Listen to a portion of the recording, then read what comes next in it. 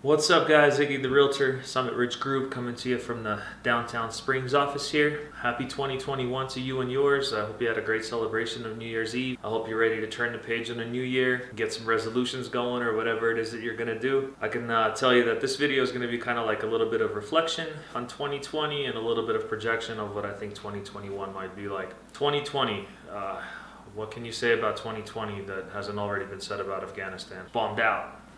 Stealing from Dave Chappelle there. What a crazy year.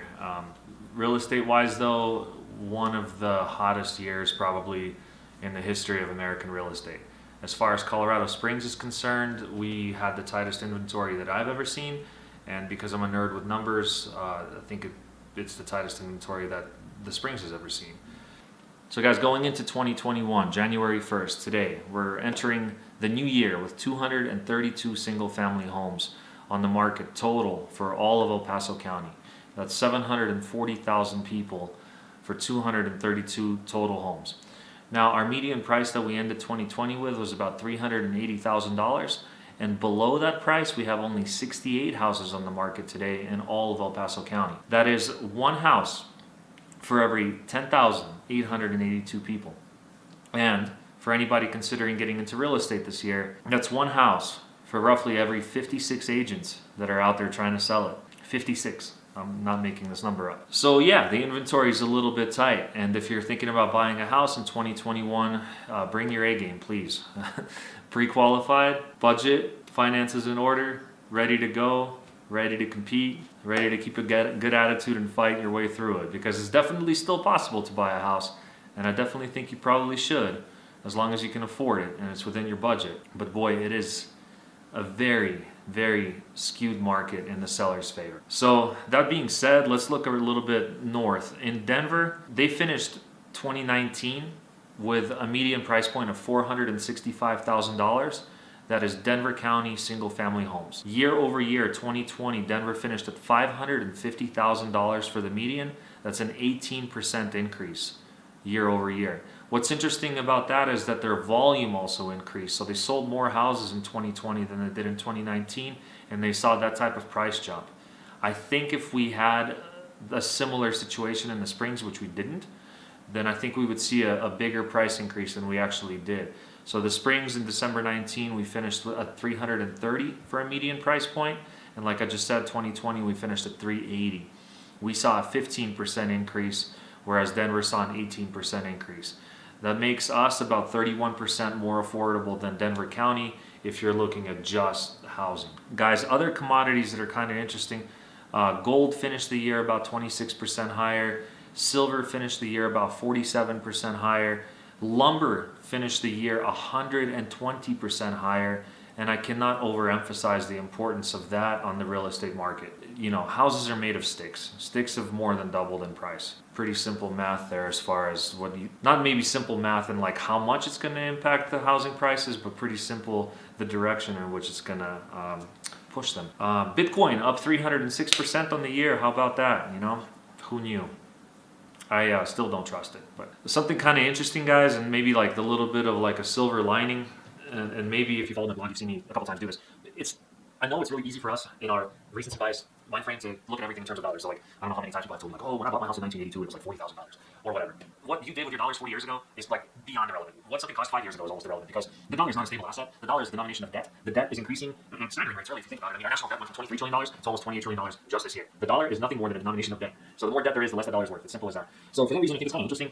Maybe not important, but kind of interesting to measure asset prices in terms of other asset prices. And one thing that's always been considered to be as good as money is gold. You know, it's as good as gold. I don't know how long that takes, but around 4, but it's still true. So the silver lining on pricing is that the $330,000 median price in 2019 would have cost you 217 troy ounces of the yellow metal gold, whereas the $380,000 median price point at the end of 2020 would have only cost you 200 ounces in gold.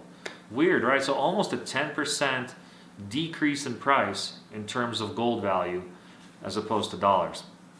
I do think this is something people should consider more when they're investing. Obviously, you need dollars to pay for groceries, you need dollars to pay your bills, but in the long haul, sitting on dollars is a seriously losing proposition. That being said, guys, 2021, what do I think is going to happen? I think I think we're going to see more of the same, to be honest with you guys. I'm hoping that this is a lot of optimism. I'm hoping as the vaccine continues to roll out and people's sentiment kind of starts to come down a little bit and the emotional level kind of starts to normalize a little bit about this whole COVID situation, I'm hoping we're going to see more people move. I think in 2020 we saw quite a few people hesitate to make moves because of the pandemic. A lot of people moved. We sold a lot of houses. At Summit Ridge Group, we had our best year ever. You know, we've been in business now going on our 4th year now, and it's been our best year, but not an easy one. And I think in 2021, hopefully we see an increase in inventory from all the people that put off their moves because they had the luxury to be able to wait. No promises though. With lumber pricing being what it is, the cost of new construction is already very much reflecting it. There are several communities going up that are trying to cater to the starter homes that are, you know, in the shortest of supply. And right now we're seeing builders putting up 1,500 square foot homes on infill lots at close to $400,000. So I mean, you know, over $200 a square foot is becoming the norm. Whereas when I first got into this industry in 2013, you could easily pick up houses for like $65, $70 a square foot. Again, that has nothing to do with fairness. That has nothing to do with the market being overvalued. That has everything to do with the deterioration of the value of the dollar, as well as the demand here in our local market. There's definitely places in the United States where you can get houses for $60 a square foot. It's just not communities that are prospering like ours seems to be. So yeah, going into this year, I guess my expectation would be it's going to continue to be a seller's market until it isn't. There's a saying in investing that bull markets don't die from old age, meaning they end suddenly. And I think in 2020 we already had our Black Swan event. You know, the COVID shook the whole world up. Real estate not only held value, but absolutely took off through the COVID crisis. I think the only threats to real estate in the short term would be any kind of fluctuations in the debt market. If for some reason we saw a sudden increase in interest rates, obviously that would shake up the real estate market. But realistically, there's no reason for that to happen because those interest rates not only impact mortgages but government debt as well. And I don't know if you guys know this, but our government is flat broke, so they really can't afford to pay any extra interest. And I think that's true for most people. So yeah, going into 2021, guys, expect more of the same. Expect a very tight market, hopefully loosening up a little bit. But I mean, we're coming off of record low after record low after record low after record low in inventory. So any kind of bounce back is going to be very, very welcome, but it's not going to solve the underlying issue. On a human level, I think it's a great time if you are a renter to stop worrying about what real estate is going to be worth a year, 2 years, or 5 years from now, and accept the reality that every time you pay your rent, you are taking your money and giving it to a person like me who then keeps it. Okay? I'm not trying to sound like a dick, but that's the reality of what happens. So yeah, 2021, guys, if you're thinking about buying a house, give me a call. I'll explain to you what it means to bring your A game. I'll explain to you what it is that we did in 2020 to get several dozen buyers into homes despite the lowest inventory on record.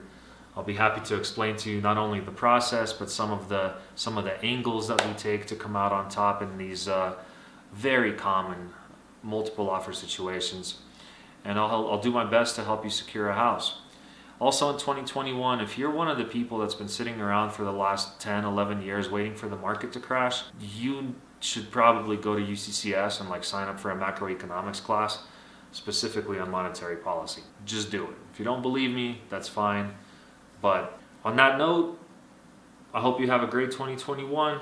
It's off to a good start. It's sunny outside. The weather's beautiful. There's a hockey arena being built right there. There's 3 hotels being built right around me. New apartment complexes going up everywhere. And rent for this apartment complex right here starts at about $1,500 a month. I think that sums it all up, guys. I hope you have a great week. I'll catch up with you next week, and holler at me if you need anything. Over and out.